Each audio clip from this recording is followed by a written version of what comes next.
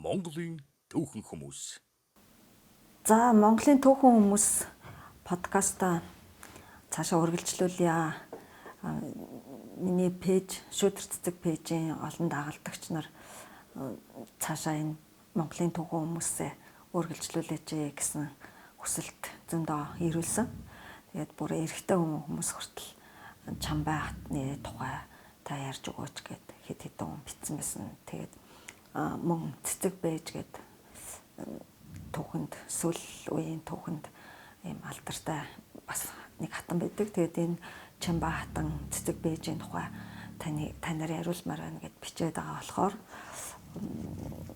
шүдэр цэцэг пэй гэдэг сувгаараа цаашдаа дахиад энэ түүхэн хүмүүсийнхээ цоврлыг үргэлжлүүлэе гэж бодсон. За Чамбай хатны тухай бол түүх сонирхдаг хүмүүс нэлээд сайн мэддэг. Чамбай хат нь Юан гүрний үндэслэгч Хувлайцсан хааны иш хатан юм аа. Түүх сурвалжид харин янз янзын нөгөө хятад болон Монгол бичгийн галигаас шалтгаалаад дээрэс нь Юан гүрний түүхийг дэлхийн янз бүрийн орны эрдэмтэд бичгтээ нэрийг их сонинор галгалцсан байдаг. Ялангуяа Чамбай хатны нэр их олон янзаар бичигдэж үлджээ. За Чамбай хатныг бол зарим нь Чамбай гэж бичсэн байдаг, зарим их сурвалжид. Заримд нь болохоор Чамбай хатан. За Чабай, Чаби, Чомбай. Бүр зарим нь чивэр хатан гэх мэтээр тэмдэглэж үлдээсэн байт юм байлээ. Тэгээд энийг ерөөсөө судлаачид Монгол, Хятад болон бусад энэ Европын түүхчид тэгэл Марко Пологийн тэмдэглэлт хүртэл гардаг хүн шүү дээ. Тэгээд энэ олон хэлний үсэг бичгээс бичгийн галгийн ялгаанаас шалтгаалсан зүйл гэж хэлдэг юм билээ. Тэгээд чивэр гэдгийн сүлдээ кириллээр цэвэр хатан гэж хүртэл бичсэн. Тэгэхээр ерөнхийдөө Чамбай Чамбай илүү ойр буухаар нэршил гэж боддог миний хувьд. За тэгээд Netflix-ийн бүтээсэн нөгөө Марко Поло кинонд бол Чаби хатан гэдгээр явж илээ. За Ян улсын содар тэмдэглэснээр ер нь Хувлайцсан хаан хаттын 4 гол өргөтэй байсан байна. Нэгдүгээр ордыг их хатан Чаби захирч дараа нь Намбой хатанд эрх мэдлэн шилжсэн гэж үздэг. Хоёрдугаар ордыг нь Тархай хатан, Нухан хатан эзэмшдэг байсан. Гуравдугаар ордонд нь Баяужин хатан, Хөхлөн хатан суудаг гэсэн байна. За дөрөвдүгээр ордонд нь Бабхан гэж нэртэй Сул хатан, Сабуху хатан, Сүх дарь хатан гэж ийм хатад суудаг. Хувлай хаан бол их олон хатантай байсан. 4 хатны өргөнөд Чингис хааны шиг хатан нэг нэгээр эзэмшдэггүй. Бүр ордонд хид хідэн хатад ингэж сойршдог, суудаг байсан баг. Ер нь бол Юан гүрэн Чингис хаан өгөөдөө хааны үеийн нүүдэлчин сууршлаас их өөр нэлээд ийм урд зүгт очиж суурьсан учраас тэр ордны соёл нь нэлээд тийм наяхад маягт илүү их автагдсан байсан юм байлээ. Монголын түүхэн хүмүүс.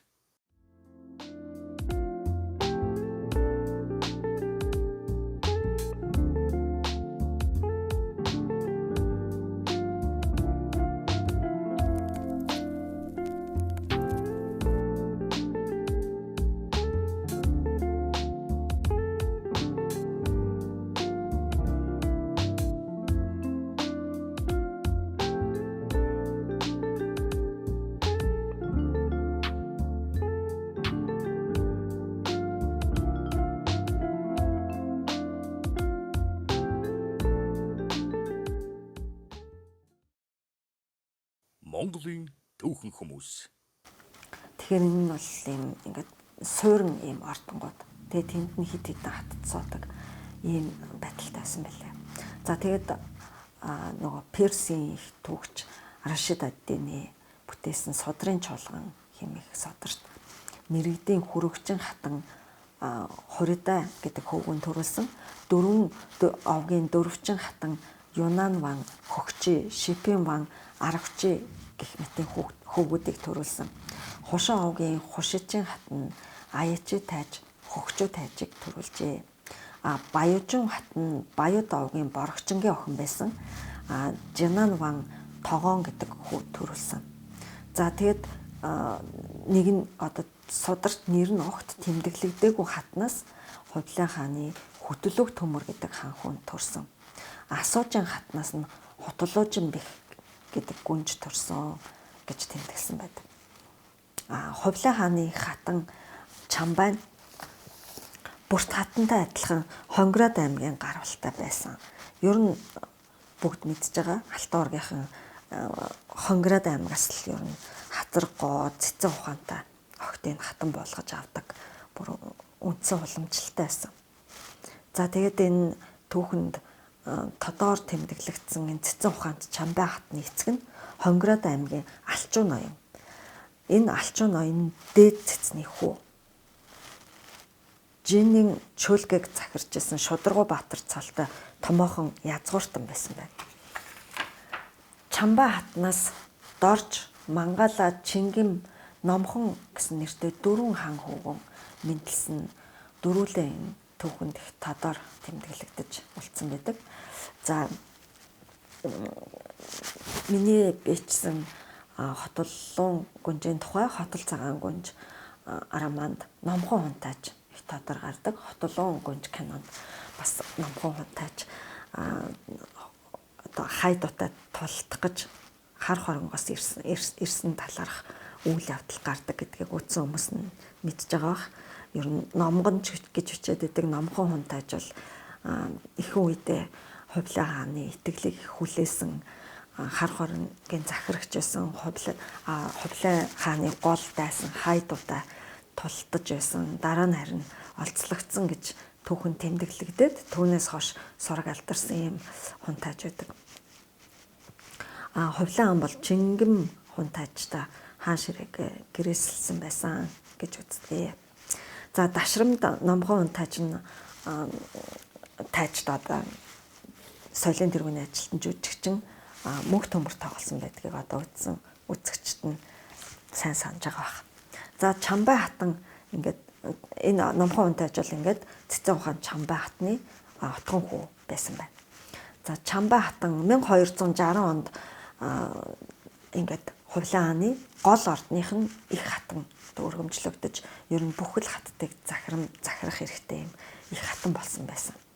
За Живаны 10 дугаар он буюу одоо аргын толлоор 1273 оны хавар 3 дугаар сард Чамбай хатан алтан навчид өргөмжил болон их хатны тамга сойрхлоо хүлээж авсан гэж Юан гүрний содор тэмдэглэсэн байна.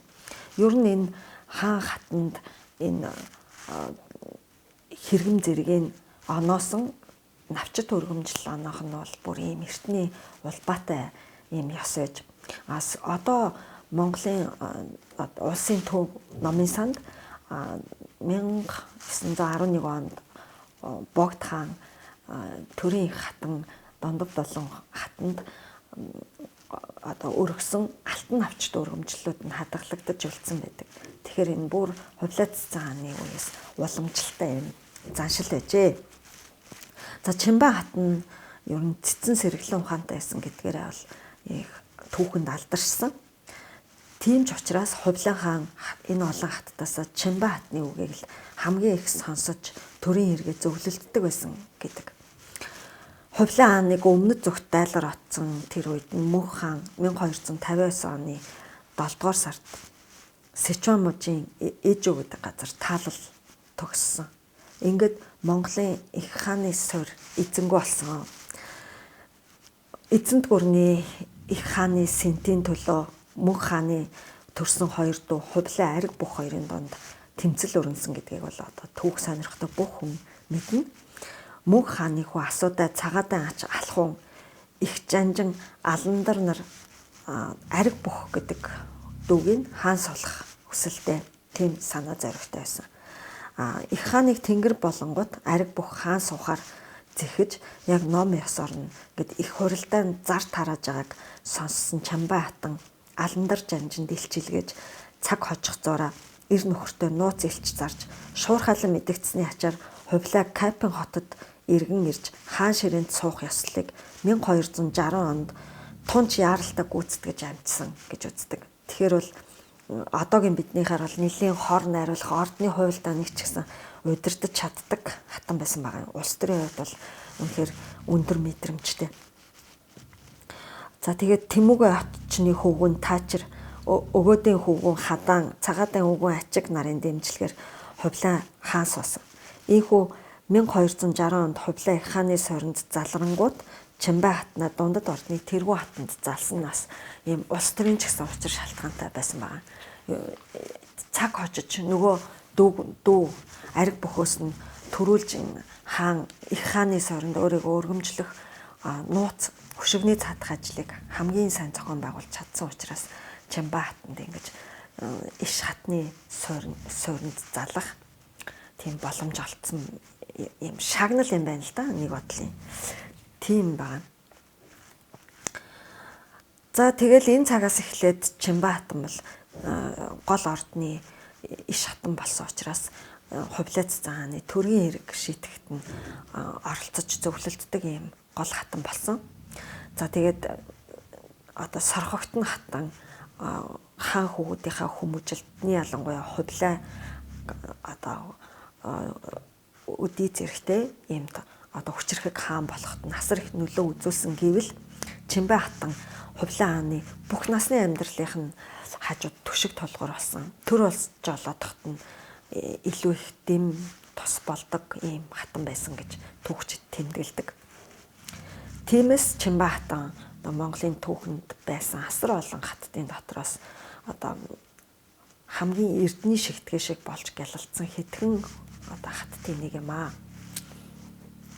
За тэгээд Юан гүрэн байгуулагдаж энэ өмнөд Нанхиадын нутаг дэвсгэр дээр ингээд төрөө тогнолж байх тэр анхных нь үед одоо төр улс тулгар байх үед олон жил үргэлжилсэн дайн байлдааны улмаас Нанхиад газар тариалангийн ажил бол их сүрэлд орсон. Ингэхээр хаанд өргөх алб говчуур саатна гэсэн үг. Гэтэл маш олон монголчууд одоо Юан гүрэнд ингэж хаанаа дагаж нүүдэлж очоод олон мал сүрэг нь бас бэлчээрийн хомсдолд орсон. Тэгээд зарим олон малтай ноёд энэ хятадуудын тарианы газрыг булааж бэлчээр болгоё гэсэн юм төрөмгийн санал гаргаж ирсэн байна. Тэгэхэд ухаалаг сэргэлэн Чимбай хатан ингэж одоо тариачдын газрыг булаах юм бол асар их өсөглөн сүрэл нүүрлэн улмаар ингээд эзлэгдсэн улс Нанхиадуудын одоо сэтгэл санаа өмөрч дээрэс нь хаанд өргөх алб говчуурнч одоо байхгүй болж хомсдно гэдгийг хамгийн сайн ойлгосон. Тиймээс одоо Хувлаа хааны шинэ нийслэл Дайдуу хотод цэргийн нэг ноён бас миний цэргийн адуу агт одоо бэлчээрийн газаргүй болчлоо. Тарианы газрыг хатаршуулъя гэж хаанд айлтгахад нь Хувлаа хаан бол ихэнх үедээ ингээд цэрэг нь агтгүй болчихно гэдэг талаас нь л тэрл талаас нь ингэж ойлгоод ерөнхийдөө нэлээд зөвшөөрөх маягтай суужсэн гэж байгаа юм. Тэгэхэд Чимбай хатан орж ирээд ингээд тариаж байгаа ардын тарианы газрыг булаачих юм бол ингээд Юан гүрнийг орших үндэс суурнэ гэдгийг хаанд сануулсан байна. Тэгээд Хувлаа хаан хэд хоног бодсныхаа дараа ер нь энэ Дайдуу хотыг тойрсон тарианы газруудыг булааж авахын хориглосон шийдвэр гаргаж исэн гэдэг юм бэлээ. За тэгээд нийслэл хотын орчин тойрны газрыг тариачдад хувааж өгөөд тариулж тариалангийн улиралд мал адууга ууланд доторлуулж намрын хураалтныхан дараа л адуу малаа туун авчирч байх тухай тийм зарлиг анх тэгж гарч исэн бэлээ. За ингэж Юан гүрний нөгөө ихэнх үеийн дайн тулааны үед сүрсэн байсан одоо хятадын газар тариалан өтөр түргэн сэргэж хөгжиж их гүрэнд өргөх алб говчуур ихсэж ардын сэтгэл санаа тайван болсон цэцэн ухаанд Чимбай хатны зүтгэл чармаалтын одоо ачимаа гэж тэмдэглэж үлдээсэн байт юм байлээ. За ер нь энэ хатан бол улс төрийн их алсын хараатай. За тэгээд аливаа ямиг ингэж бүр алсаас нь ингэж эргцүүлж бодох ухааныхаа хувьд бол үнэхээр юм холыг харж чаддаг хүн байсан байна. За жишээ татах юм бол 1276 онд Юан улс өмнөд Цэн улсыг мөхөөгөөд энэ хааны сүр хүч төгөлдөр ялалтаа тэмдэглэж монголчууд ингээд зон олноороо бүүн баяр хөөр болж исэн байна. Гэтэл яг тэр үеэр Чимбай хатан ганцаараа ордондоо төдийлэх баяр хөөргөө дүнсийгээд ингээд чимээгөө сууж исэн гэдэг. Үүнийг харсан Хувлай хаан их гайхаж хатандаа очиод хатантаа өнөөдөр бид одоо хамгийн том дайсан өмнөдсөн улсыг мөхөөж цус асгаруулсан дайн байлдаан зогсоод ингээд инх амгалан ирж хүн зон олноороо монголчууд бүгд ийм магнаа хагармаар баяр хөөртэй хахад хатантаа одоо юунд ингэж дүнсийнэ гэж асуусан байна. Тэгэхэд Чимбай хатан бодлогошрон сууж агаад хаантаа эртнээс наашаа мянган он мандаж явсан энэ их сүм улс үгүй болж. Гэтэл хожмын ирээдүйд бидний үр аччихсан яг энэ сүм улсын ардууд шиг болж харин төрөмгийн хүмүүсийн гарт орохгүй л байгаасаа тэгвэл илүү зол завшаан болно доо гэж би бодож байна гэж хэлсэн байдаг. За энэ нь тэгээд 100 гаруйхан жилийн дараа ингээд Юан гүрэн мөхөөд сүүлчийн хаан тогоон төмөр нь Бээжин хотыг ингээд уйлан барин орхиж явах тэр үеийг зөвнсөн юм шиг ер нь л их алсыг харсан саруул ухаантай хүн байсан байгаа юм л да. Монголын түүхэн хүмүүс.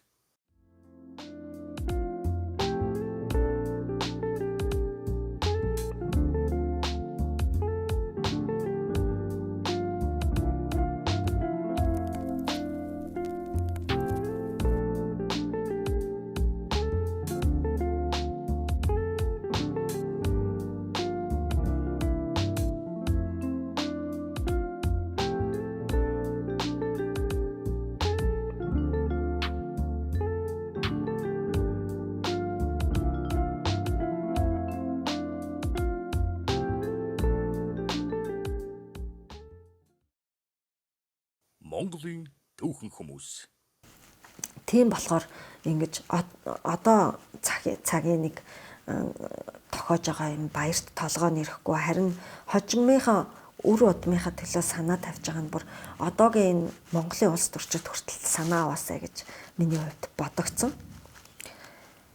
За тэгээд Хувлай цэцэн хаан өмнөдсөн улсыг мөхөөгөөд бүх хятад орныг ер нь гартаа зангидан захирсан.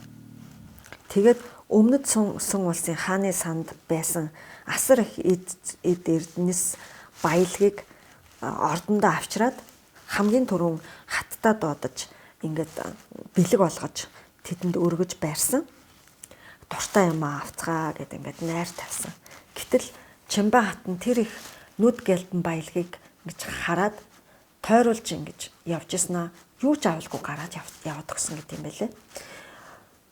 Энэ тухай сонссон Хувлай хаан зарцаа Чимбай хатны гол ордон руу илгээгээд яагаад юуны учир тэр сүн улсаас олзолж авчирсан тэр их эд агуурс нүд гэлбэм алт эрдэнэсээс юу ч авахгүй байгаа юм бэ гэдгийг асууж лавлсан. Тэгэхэд Чимбай хатан хаантаа тэр эд эрдэнэс нүд булаам сайн сайхан тэр гой зүйлс чинь бүгдээрээ сүн улсын хаадын цуглуулж эрхэмлэн хадгалж хөрөнгө зойроо болгоод ирээдүй үр хоочтой гэж үлдээсэн тийм их баялаг шүү дээ. Гэтэл үр хүүхэд нь ийм мөхөнц дорой байснаасаа олж хард эзлэгдээд эцэг дээцгээ үлдээсэн тэр их эд баялагийг хамгаалж эдэлж хэрглэж чадсангүй өнөөдөр манай ордонд ингээд олзлогдоод иржээ. Тэдний энэ хармын сэтгэл шингэсэн тэр их эд зүйлийг би аваад юу ч хийх юм блэ дээ гэж хариулсан байгаа. Бүр үнэхээр цэцэн ухаантай хүн байгаа зү.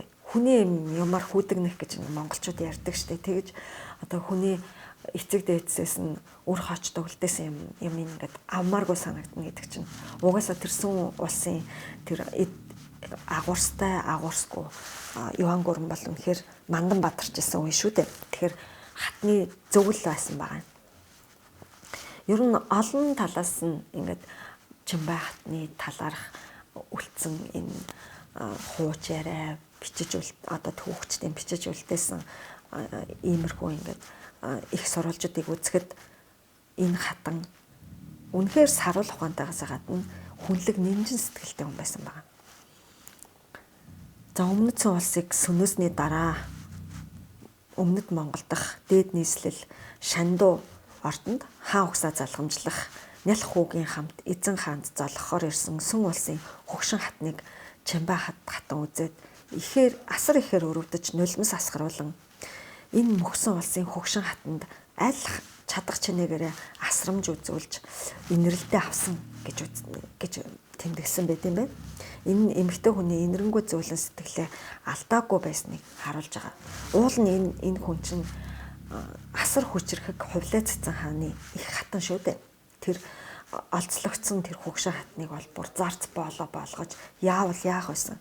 Гэтэл эн чинь нэгэн цагт их дээд хатан байсан хүнийг сайхан ингэж хүнлэг сэтгэлээр ухтаж авч тэр хүний ингээд нас явсан хүнийг одоо ертөнцийг орхих хүртэл нь хүнлэг нэмжин сэтгэлээр хандах юм шийдвэр гаргасан нь бол үнэхээр гайхалтай. За тэгээд Чимбай хатан ч өөрөө 4 хунтай ажийн ээж байсан. Тэгээд ер нь ордны их хатан гэдэг бусад хаттаас төрсэн ханхүү гүнжнэрт ч гэсэн ээж нь гэж үзэгддэг.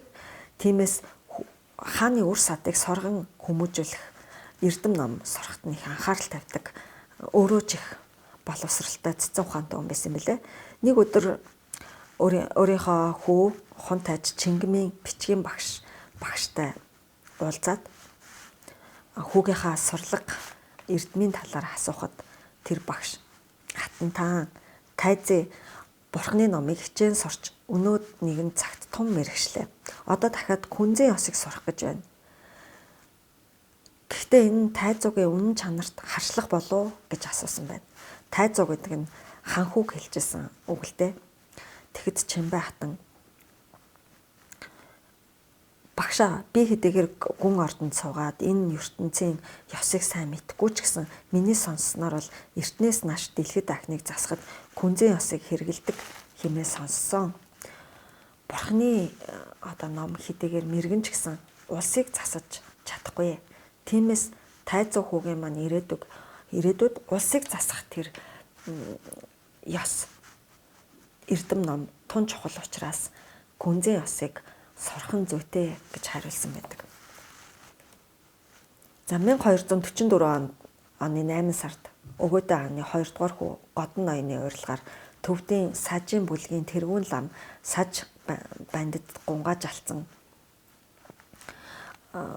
Мати Дувази Чагна гэсэн 2 ачаа дагуулж Төвдөөс гарan 2 жил аялж явсаар 1246 онд Монгол газар хурч очсон гэдэг. Тэд Монголд бурхны шашныг дэлгэрүүлж ном судар тавьж хаан ба ноёд язгууртнуудыг бурхны шашинд оруулсан байдаг. Энэ нь ер нь Монголд бурхны шашин 2 дахь удаа дэлгэрсэн тэр үйл явц. Хувлаа хаан бурхны сургаалыг хүлээж авч дэлгэрүүлжсэн юм хаадын нэг.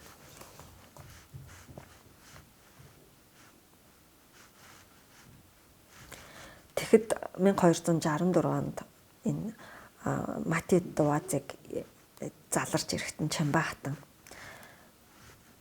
хаантан энэ Мати Дувазыг хүмүүс хувилгаан лам гэдэг ах юм.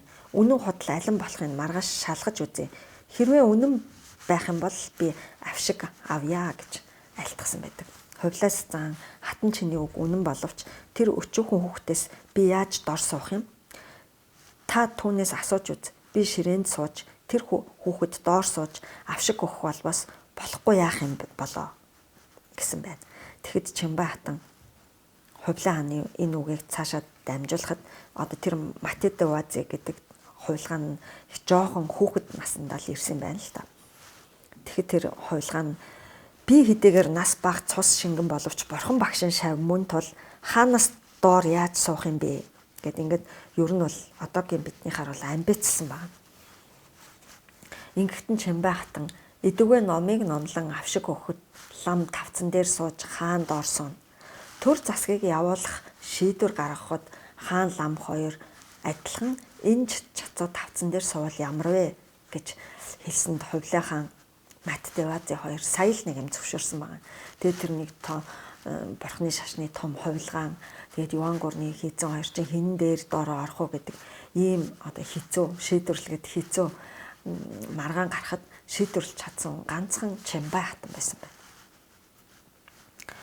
За тэгээд манай Монголын төвдөж их эрдэмтэн Хөрлбаатар хасны 700 оны чанд дахь түүхийн хүлгийн тоос хэмээх нэг сайхан нийтлэдэг. Тэнд хувлаа сэцэн Пауглам хоёрын тухай тэдгээрийн харилцан бие биенээ хүндэтгэж байсан тухай сонирхолтой мэдээ баримт орсон байдаг. Пауглам хувлаа хааны үйлс эрдмийг магтан дуусныг Хөрлбаатар багш эрхэс газар дэлхийн усан сан сүмбэр уул эргэлдэх наран саран ба чандман эрдэнэ эзэн хаан таны үлмийн өн урт баттаад эгэрч таалсан бүгд хэрэг бүтэх болтугай гэж монгол хэлний их сайхан дуу хөрвүүлсэн байдаг. За ингээд хувлаа хаан Пауглам хоёр нөхөрлөж Паугламаар хувлаа хаан Юан гүрэн зориулсан дөрвөлжин бичгийг төвд бичгтэй их ойролцоо маягаар зохиолгосон ийм түүх байдаг. За тэгээд Чимбай хатан хэдийгээр ордонд гол ордныг захирч торг бурдан эд зүйлээр хизээж дутагдж байгаагүй ч гэсэн ямар ч тийм хэд тансаг өрлөгөн зантай хүн байгаагүй бүх хаттын орд өргөөг хааны сан хөмөргийг арилж хэмнэхийг шаарддаг ийм хүн байсан бэлээ. Тэгээд бүр түүхэн сурвалжид бичиж тэмдэглэсэн нэг сонирхолтой мэдээ. Чимбай хатан хэрэгцээгүй болсон хуучин номын оролт торгыг хуулж аваад утсыг ашиглан шин утас ирээд хевс нэхүүлдэг байсан гэж байгаа. Ерөөсөө хааны сан хөмөргийг л ямагт ингэж ариулж хэмнэж байх ёстой гэж хаттыг захирдаг ордонд тийм дэг журам тогтоодог байсан байгаа. За тэгээд Чимбай хатантай холбоотой хамгийн сонирхолтой нэг мэдээлэл өгдөг. Тэрийг одоо би өмнө нь ч гэсэн сонсч байсан юм байлаа. За тэр Юан гүрний үед болон түүнээс өмнө Хэзэнт гүрний үеийн Монголын баатруудын одоо дуулга нь сарвч байхгүй. Тэгээд мэдээж хэрэг цас бороо нартаа өдөр ялангуяа хичнээн холын замыг туулж ингэж дайн тулаанд мортоход нүд нь их галбаж хэцүү байдаг байсан байлээ. Тэгээ одоогийнх шиг амар машин тэргэндээ суучин одоо нэг нарийн төмөр замаар галт тэргэнд суугаад нөгөө цэргээ зүүн гэж байхгүй штэ. Ерөөсөө л хүлгийн нуруунд дээр ингээд монголчууд дэлхийг байлтанд агуулсан. Тэгэхээр нэг өдөр хувлаа хаан ан аваас буцаж ирээд нүд галбаад ямар ч ан агн чадсангүй гэж хатандаа хэлснийг сонссон их хатан Чимбай тэр шөнөө суугаад хааны тэр дуулганд нь сарвч хийх ийм арга болсон байна. Тэгээд маргааш өглөө нь хувлаа хааны дуулганд сарвч хийгээд өргөн барьсан гэдэг. Тэгээд хувлаа хаан маргааш нь хатныхаа хийж өгсөн тэр сарвчтай дуулгыг өмсч анд яваад урдынхаасаа хамаагүй их олон ийм ан аратан агнаж ол зам омог ганцх дүүрэн буцаж ирсэн байна. Иннээс нь хойш ерөөсө босод бүх баатрууд жанждын дуулганд нь сарвч хийж өгсөн. Энэ нь бол Чимбай хатны цэцэн сэргэлэн ухааны бас гарын уртай ачаа гэж тэр чигтээ түүхэнд тэмдэглэн үлдээсэн байдаг. За бас ер нь их уран гартай хувцс малгай гэх мэт энэ идэл хэрэглэлийг хүний хэрэгцээнд одоо тохирсон болгож янзлахтай угаасаа их гарын уртай хүн байсан байна. Тэгэд энэ Монгол дээл оноотой болсон ч гэсэн Чимбай хатны бүтээл гэдэг юм байлээ. Монгол хүн гэдэг чинь ерөөсөө л 8 настай балчраас 80 настай буурал хүртэл ноёд эмэгтэйчүүд бүгдээрээ мориол унжиж одоо ингэж морин дээрх мортон Монгол байсан болохоор нөгөө урт дээл нь моринд мордох хамгийн их төвхтэй байсан болохоор нь ерөөсөө бүх дээлийг оноотой болгосон хүн бас Чимбай хатан юм байлээ. За тэгээд Чимбай хатан хувлаа хааны дэргэд байж төрийн хэрэгтэн зөвлөж ордны тэр доторх бүхэл арын ажлыг удирдах олон түмний дунд өндөр нэр хүндтэй байсаар аргын тооллын 1281 оны 2 дугаар сард өвчнөөр таалал төгссөн гэдгийг одоо Юан гүрний содорт тэмдэглэн үлдээжээ. Ихэнх хаттын төрсөн ертөнцийг орхисон он их бүдэг бүрхэг байдаг бол Юан гүрний үеийн ордонд одоо аж төрж исэн бүх хаад хатад гүнж хун тайч нарын төгссөн онсаар хаанаас шагнажсэн хэрэгэм зэрэг нь харин их тодорхой байдаг нь Юан гүрний үед одоо сууршмал ордонд олон одоо бичээж эрдэмтэн мэрэгд байсны ач юм бэлээ. Одоо хятад хэлээр л бичиж тэмдэглээд үлдээсэн байдгаас биш Юан гүрний түүх бол хамгийн тодорхой түүх байдаг. За ингээд Хувлаа цэцэн хааны иш хатан цэцэн ухаанд Чимбаа хатны алдар гавьяаг дуурсахын тулд Юан улсын 21-р он буюу 1284 онд буюу одоо таалал төгснөөс нь 3 жилийн дараа цол хэрэмийн нэмсэн. Ингээд Чимбаа хатныг маш үзэсгэлэнтэй ёсыг нэвтэрхийн ухагч хувилгаан Хуан Хов хатан гэсэн цол хайрлаж мөн Үлзий Төмөр хаан суурьнд сосныхаа дараа Чимбаа хатныг Жава Шүн Шоншуан Хуахов гэж өргөмжилсөн байдаг. Чимбаа хатнаас Дорж, Минлэн, Чингэм, Номхон гэдэг 4 хүүгнээс гадна Цэцэг гэдэг гүнж төрсөн байдаг. Хувлаа хаан хүү Чингэмийг хаан ширийн залгамжлагч гэж өргөмжлөн гэрээслээ бичсэн байхад тэр нь эцгийг амьд ахвад хаан суурийг залгамжлуулж чадлаггүй өвчний учраас таалал төгссөн учраас хааны зарилгыг дагаж Чингэм хунтайжийн хүү Үлзийт 1294 онд хаан суурийг залгамжилж авчээ. Энэ нь бол ингээд Чимбаа хатны үр сад цаашаа хаан ширийг залгамжилсан гэсэн үг юм аа. Ийм цэцэн ухаантай хатан байсан байна. Одоо тэгээд цаашдаа ингээд энэ хатны тухай кино энтер хийх юм бол бас гайхалтай байх нэ. Ингээд харамсалтай гадаадын хийсэн кинонуудад л Чимбаа хатны дүр гардыг бэлээ.